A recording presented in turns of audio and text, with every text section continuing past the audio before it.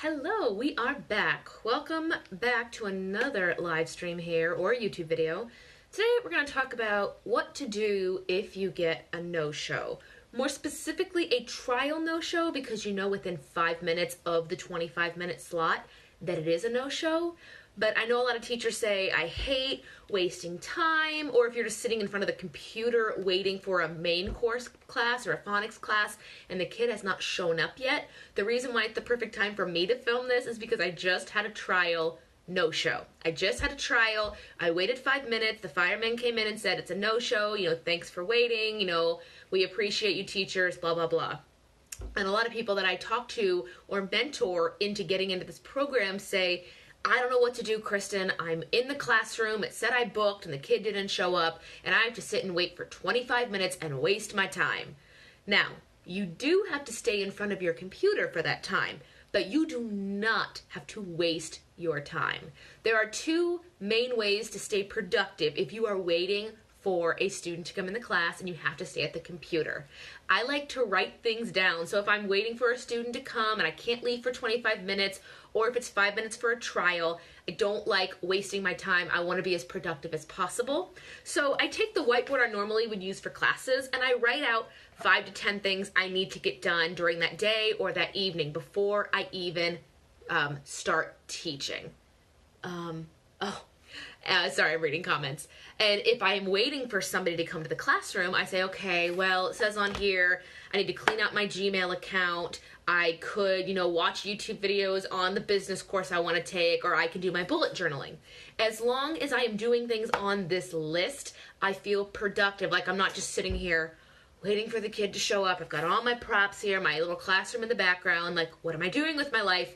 I like to feel productive because your time is valuable, and frankly, at least in this business and being an entrepreneur, your time is money. Do not waste your time, or your money, because time is money. Do not waste your time waiting for a child if they are late to class. Do not just sit and wait and do nothing. If you don't like writing on your whiteboard, I also recommend taking Post-it notes, because I am, business person. I have Post-it notes everywhere. Even before my first class starts, and thumbs up if you're a Post-it note user, before class even starts, I will write out some things on this Post-it note that I need to do. Like, girl needs to clean up her props, get my pens in order. I've got 2 letters I need to write back from my YouTube channel because I handwrite letters to all my subscribers that write me. I have laundry that needs done. I've got all these chores that are at least 3 to 5 minutes or less, so I can come back to the computer, not actually leaving this room. I can see the screen. Point of this video is there are ways to be productive while you are waiting for, am I in the wrong? No, I'm good. There are things, sorry, I thought I was on the wrong Instagram account for a second and I freaked out. We're good. I thought I was on like my main page and they'd up been like, girl, what are you talking about? I don't know what you mean. But there are ways to be productive while you are waiting for a student to come in for class.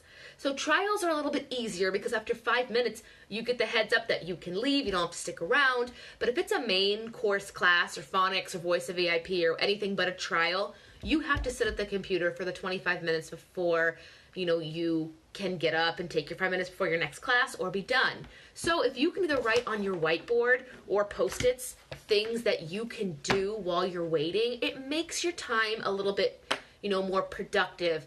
I've actually had 2 no-shows in a row, and they were main course no-shows, so I had to be in this room for 25 minutes.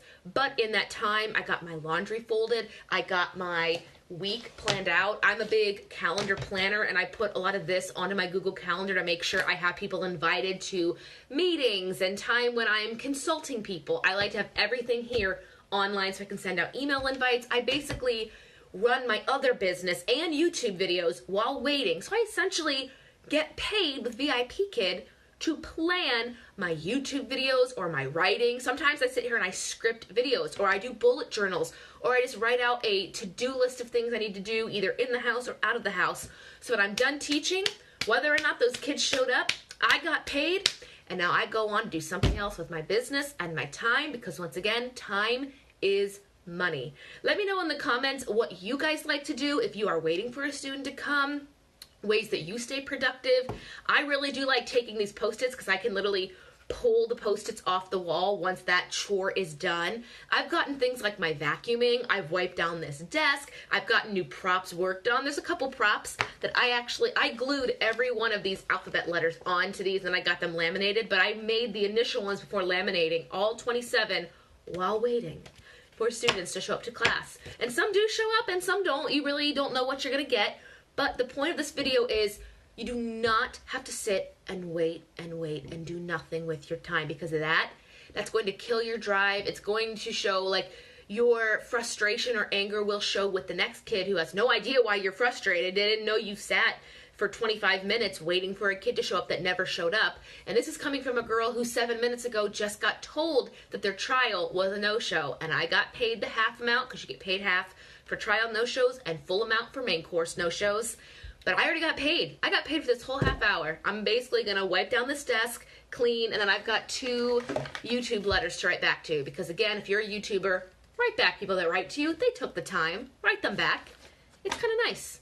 Anyway, that is all from me. I have officially 20 minutes until my next class because this girl is going all weekend. Last weekend in July, y'all. Get in your time. Get in your classes. It is time to get paid. And I know a lot of people are having a rough time getting bookings.